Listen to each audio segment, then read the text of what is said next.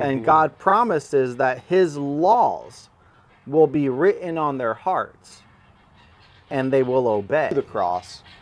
And I'm not trying to diminish the work of Christ at the cross, but I do want to clarify what that is, why it's so significant, why it had to happen, because I think there's a lot of Christians who maybe don't understand the full picture of it.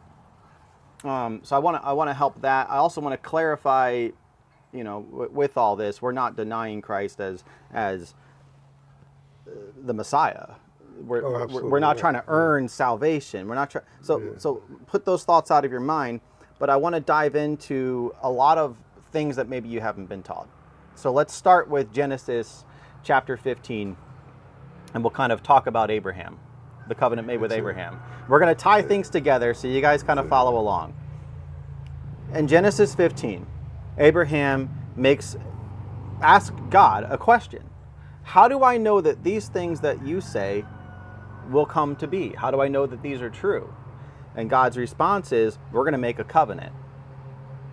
He orders him to take certain animals, cut them in pieces, and put them on two sides to make a path. This, if you look into ancient culture, this is called a suzerain vassal covenant. First time I'm hearing that. Yeah, suzerain vassal covenant. Look it up. If everything that I say, please verify. Go back and read Genesis 15. That's what we're told to do. Right? Yeah. Verify. Well, make sure it's not Genesis 18 now. Read the covenant with Abraham. And you'll see what I'm saying. When the covenant was cut, that symbolizes the weaker vessel with a lord or a greater. And they would walk through it together. And the symbolism is, if either one of us breaks this covenant, let it be done to me what was done to these. So they're actually walking.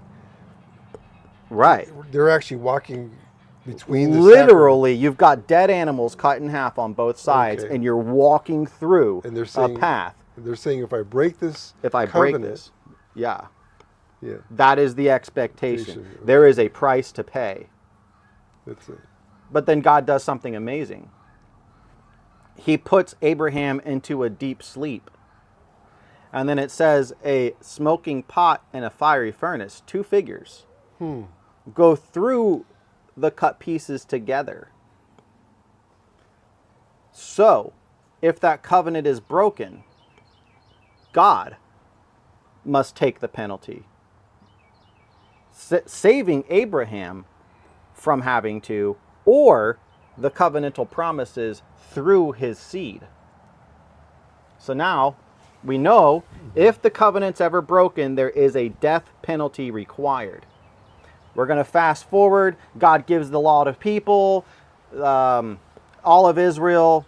Israel separates into two different houses. You've got the house of Judah, the southern kingdom. You've got the northern kingdom of the house of Israel. Two separate kingdoms, two separate kings. Sometimes they'd be together in war. Sometimes they'd fight against each other in war, but two totally separate things.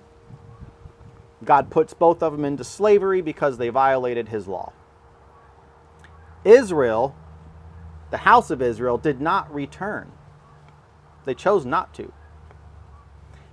Instead, they chose to continue on serving other gods. Jeremiah, early on in Jeremiah, around chapter 3, 3 through 6, everything that I'm saying is laid out through all the scriptures in my book, very, very detailed. So there's a whole chapter dedicated to this. I'm just trying to paraphrase and make it simple for a video. But God divorces Israel. He gives them a decree of divorce. They are without covenant. God's laws specifically state that if you divorce your spouse and she goes on and commits adultery, she cannot return. Even if her second husband dies, she can't return to you. God can't violate his own law. Once Israel was divorced, they were without covenant. We have a major problem now. Abraham's covenant made was with Israel, the promises, but they're without a covenant. So that covenant was broken. There's a death penalty required. So now let's look at Jeremiah 31. Around verse 33, it talks about the new covenant.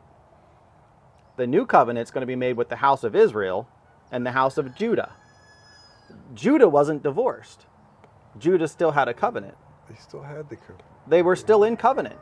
They returned. So why does Judah need a new covenant? We know Israel does. We're going to get to that.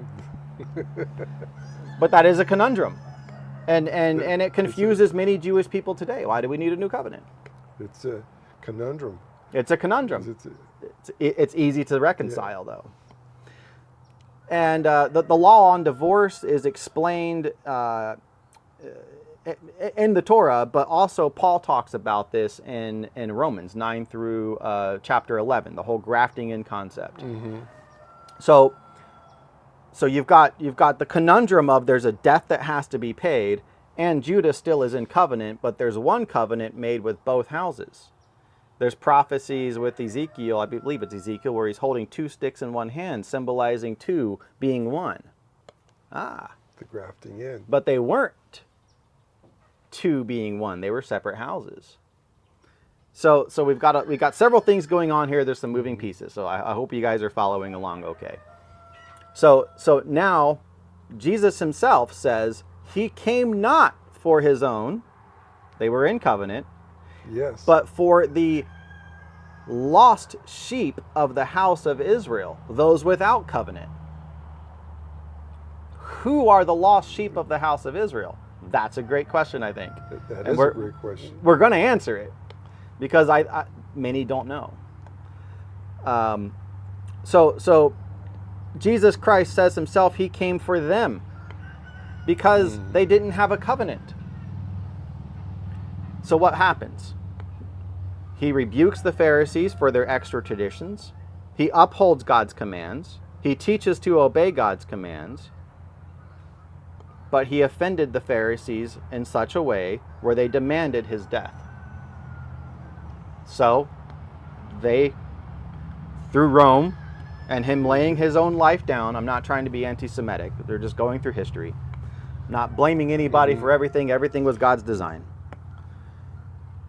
But their husband, the house of Judah, their husband died. So now they were without covenant. But his death paid the price for Israel's breaking of the covenant. So you have two things that happened with his death. What was the significance of raising again? Several things. Yes. He defeated death. He had power. He took on the sins of Israel and everyone else. And by doing that, took away the curses of the law that were against us. The wages of sin is death. There's a death penalty, and he took that death penalty. We're not trying to diminish the work of Christ, but we want to explain what it is, right? He took on the death penalty for sin. He took on the death sentence for Israel breaking the covenant. Raising again made him an eligible bachelor to have a new covenant. Now, people say new as if it's brand new, right? I sold my old car, I got a new car. But that's not what the Hebrew word means. It means fresh, anew. Think about the moon. We have a new moon. Yes. Does that mean that the old moon is no longer the moon and we have a brand new moon? No. Renewed. That is. That's a great explanation. Yeah. But that's what the Hebrew means. It's not a brand new thing. So it is a new covenant, but it's with the same people. And God promises that his laws will be written on their hearts and they will obey. So now we have two houses that are able to come back into the covenant with Christ. Not because they worked, not because they were good, not because they did all these wonderful deeds. No, they didn't do wonderful deeds. And you can't earn your way into the covenant. That's what his blood did. But then Paul explains in Romans that the Gentiles can be grafted in to the new covenant as well. But then he explains the purpose, and he gives warnings. The purpose was to provoke the Jews to jealousy so that they might be saved. But then he gives a strong warning. And twice in 2 verses, he uses the word severity. So we're talking about Romans chapters 10 and 11. Read through all this. He says severity twice. He warns first not for the Gentiles to boast. They're branches that will be cut off if they boast, or for disobeying. But what is commonly taught is that the church wasn't grafted in. They replaced Israel. There's no greater boast than to say God's death wasn't even for you. So that's a major, major problem. So when I talk about the cross being the starting point, the cross was the thing that allowed you to enter into a covenant with the Father. But people don't seem to want to draw closer to the Father because they're focused on the cross. On the cross, yeah. But the whole point was to get to know the Father. Jesus taught us the Lord's Prayer, to the Father.